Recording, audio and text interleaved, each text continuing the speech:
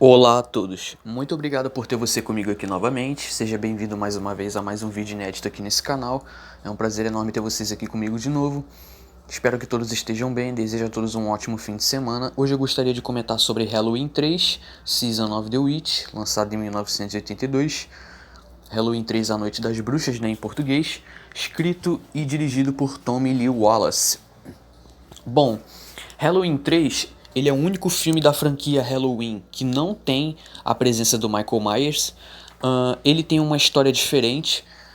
Como eu falei no segundo vídeo, né? No vídeo anterior, melhor dizendo, que eu abordei Halloween 2, eu tinha dito que Carpenter e Debra Hill, eles basicamente pretendiam trabalhar com o conceito de antologia dentro da franquia Halloween. Então, todo ano no mês de outubro você teria filmes diferentes com histórias diferentes, né? Mas sempre se passando na noite de Halloween, cada um tendo seu personagem e seu enredo. Bom, Tommy Lee Wallace também, se eu não me engano, recebeu propostas para dirigir Halloween 2, porém ele recusou por não ter se agradado com o roteiro não agradou ele, ele também talvez não achou legal o final que foi dado ao Michael Myers. E aí ele aceita dirigir Halloween 3, embora não tenha Michael Myers. E embora esse filme seja um dos filmes mais odiados da franquia, talvez muita gente não gosta dele e tal, talvez muita gente deva achar ele ruim, de uns anos pra cá ele vem ganhando seu espaço. Eu acho que Halloween 3, se ele não tivesse esse título Halloween e o título fosse apenas Season of the Witch, eu acho que ele teria sido melhor recebido pelo público, acredito eu. Bom, por exemplo, hoje em dia, a indústria, né, os produtores, eles sabem trabalhar com o conceito de franquia. Hoje em dia é normal fazer esse tipo de análise. Mas na década de 80 não era. O conceito de franquia naquela época ainda era novo, percebe? Então, como era novo, você tinha que saber trabalhar esse conceito de sequência e também esse conceito de franquia. Halloween é um dos exemplos, né, que mostra que quando a indústria eles têm uma boa produção, não vale a pena você descaracterizar e reaproveitar o título de qualquer maneira, né, como foi feito aqui. Porque com certeza as pessoas que foram no cinema assistir Halloween 3, elas se sentiram de certa forma decepcionadas por não ter visto Michael Myers atuando no filme, né? Carpenter e Debra Hill também tiveram participação aqui nesse filme, né, mas como produtores. E Carpenter e Alan Howard, eles aparecem na trilha sonora, e a trilha sonora desse filme pra mim é muito boa, tá sensacional. Eu revisitei esse filme ontem para poder comentar aqui com vocês hoje. Já tinha assistido ele mês passado a primeira vez. Confesso que a primeira vez que eu assisti eu não entendi nada. Porém, eu reassisti ele ontem, revisitei ontem para estar comentando aqui hoje com vocês, e eu prestei mais atenção em mais alguns detalhes que tinha passado despercebido na primeira vez que eu assisti, tá? E assim, eu vou falar para vocês a minha opinião pessoal. Eu gosto desse filme aqui, tá? Bom, na primeira vez que eu assisti eu tinha achado um filme chato, mas agora assistindo ontem pela segunda vez, achei um filme legal. O filme tem boas ideias, você percebe isso nitidamente, porém essas ideias são mal executadas em alguns momentos do filme, tá? Você tem sim em alguns momentos o filme tem seus problemas, tá? Tem alguns furos de roteiro. Eu acho que ele deveria ter tido um refinamento um pouco melhor no roteiro. E também acho que faltou ter tido um pouco mais de coerência em alguns momentos do filme e talvez ter reconstruído alguns diálogos de uma forma melhor. Mas no geral você tem uma experiência boa, é um filme divertido que te entretém e você acaba aceitando esses erros. Como eu falei, se o título deste filme fosse apenas Season of the Witch, estaríamos falando hoje de Halloween 3 apenas como uma boa entrada de terror da década de 80. Bom, mas hoje Halloween 3 ele é um pouco deixado de lado por ter o título Halloween e não ter Michael Myers, visto que tipo é impensável, né? Uh, Michael Myers se tornou símbolo da franquia Halloween, né? A franquia Halloween, a identidade da franquia gira em torno da figura de Michael Myers, né? O Irving Abrams, não, desculpa, o Tommy Lee Wallace, né? Diretor e escritor do roteiro, ele mesmo apareceu já em algumas entrevistas, né? Falando, tendo que justificar as opções dele, né? E tentando desvincular o filme, né? a, a franquia Halloween em tese, né? Mas como eu falei, se o título não tivesse Halloween 3 e apenas se tivesse Season of the Witch, se esse fosse o título, você não teria necessidade de ficar justificando suas opções, mas ele teve coragem aqui, o Tommy Lee Wallace. Ele correu riscos, né, aqui nessa produção, só que tem um ponto interessante desse filme, que é o seguinte, ele traz boas reflexões e de uma certa forma ele acaba sendo subestimado pelo público.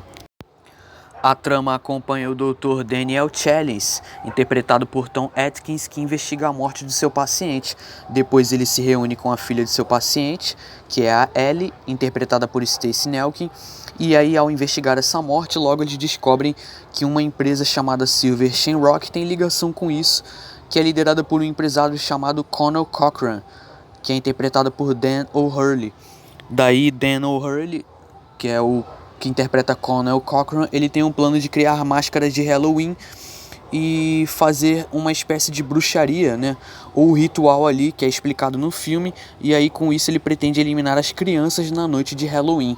Bom, é um plano bem macabro e sinistro que ele pretende, um plano bem agressivo, e logo os dois protagonistas têm o dever de tentar intervir isso, né? Tentar tomar uma decisão o mais rápido possível, né? Bom, quando foram abordados sobre a criação de um terceiro filme de Halloween, né, os escritores originais do primeiro filme, John Carpenter e Deborah Hill, estavam relutantes em se comprometer com essa obra. Por quê? Porque Carpenter já havia entendido que Halloween 2 tinha sido forçado, né? E aí eles não pretendiam mais trabalhar com a figura de Myers no cinema, né? Então, originalmente, Carpenter tinha a ideia de trabalhar, como eu falei já em outros vídeos, num outro vídeo também, eu falei que ele pretendia trabalhar com o conceito de antologia, né? Seria inédito para o cinema. Já tinha séries com antologia, conceito de antologia, para a televisão nos Estados Unidos.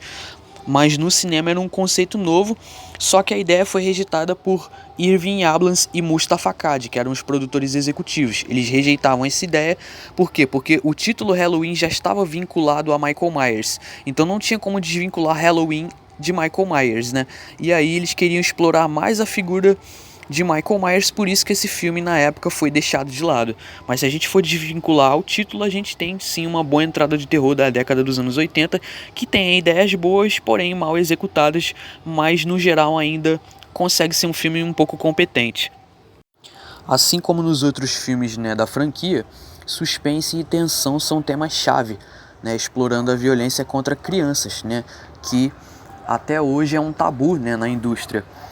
Eles não arriscam fazer isso, né, quando se está trabalhando num projeto, né. Bom, por quê? Porque esse projeto talvez pode não ter tanta repercussão, pode não ter lucros, né, de bilheteria, e aí eles não fazem isso. Porém, é um filme que explora ficção científica, né, é um terror misturado com ficção científica, né. É bastante interessante, né. O filme também é uma crítica ao consumo em massa, né, que acontece nos Estados Unidos, a manipulação, né, da televisão, através da televisão, a manipulação que a televisão pode proporcionar para o público, né, porque a televisão ela forma opiniões, né, e aí é sempre aquele incentivo ao consumo em massa, né, a propaganda do consumo em massa, né, que diz que você tem que ter um determinado produto em determinada época do ano, então querendo ou não o filme também traz essa crítica, então você vê que o filme ele tem esses pontos reflexivos que são bastante interessantes, que uma pessoa de mente aberta assistindo vai gostar da ideia ali proposta. Bom, eu vou ter que entrar num detalhe aqui nesse vídeo, tá? Vai conter spoiler o que eu vou falar daqui pra frente, se você quiser você pode pular essa parte do vídeo. Mas um ponto de estranheza aqui nesse filme é que o filme nos apresenta como protagonista o personagem interpretado por Tom Atkins, que é esse aqui, o Dr. Daniel Chalice. Mas aí você nota um ponto de estranheza quando o personagem ele se relaciona com a personagem Ellie, que tem idade para ser sua filha, e logo ele pergunta a idade dela após uma relação casual. Bom, eu não sei se eles adicionaram esse diálogo, né, por causa da classificação indicativa do filme ou para evitar dúvidas de que a personagem fosse menor de idade, tipo... É meio esquisito, né? Porque no filme ele é mostrado que ele tem uma esposa e filhos. Então, tipo, é como se o protagonista fosse mulherengo e traísse a esposa, né? Outro detalhe esquisito é que, tipo, a empresa Silver Shamrock, né? Se a ideia do filme era mostrar desde o início que eles tinham controle do monitoramento, estavam vigiando a população, né, e por isso ninguém desconfiava da empresa, se esse era o ponto, por que que os personagens, né, os dois protagonistas, só eles tinham resposta de tudo e por que que só esses dois conseguiram burlar tudo de forma grotesca? Tipo, você não tem polícia, não tem FBI, não tem uma agência de inteligência, você não tem ninguém inteligente por trás investigando os planos maléficos e agressivos da empresa Silver Shamrock, né? O que me parece também estranho. A Silver Shamrock tinha uma conspiração, né? Planejava uma conspiração, tinha um plano agressivo e maléfico, né, contra a população, contra as crianças na noite de Halloween. Engraçado que eles concentram as atividades deles, né, deles dentro de uma fábrica, dentro de uma sala com computadores e mesas espalhadas para tudo quanto é lado, né? O que também não faz muito sentido.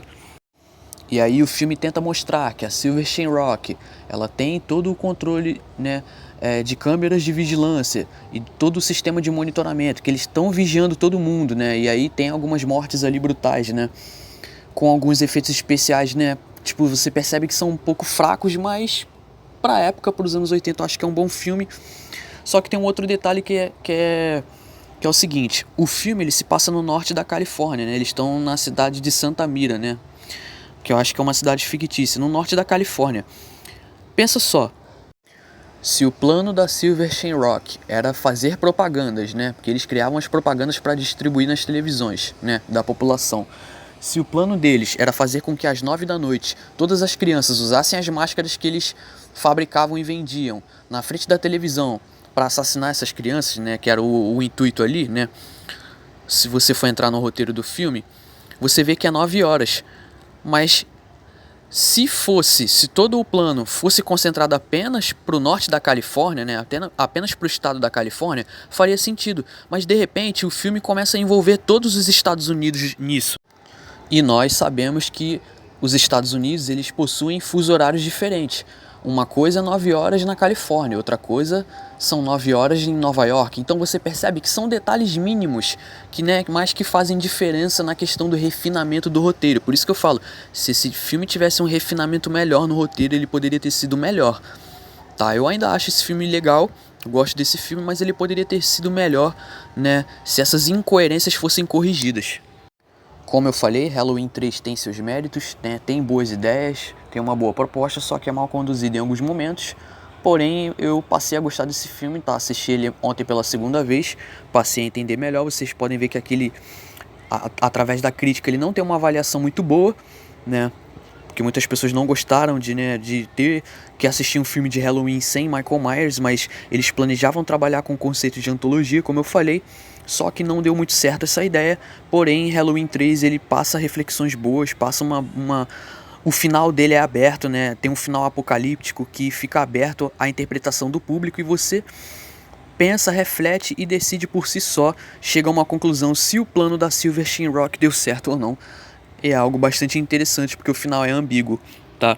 Para Halloween 3 eu dou uma nota 6,5. Fecho Halloween 3 com uma nota 6,5.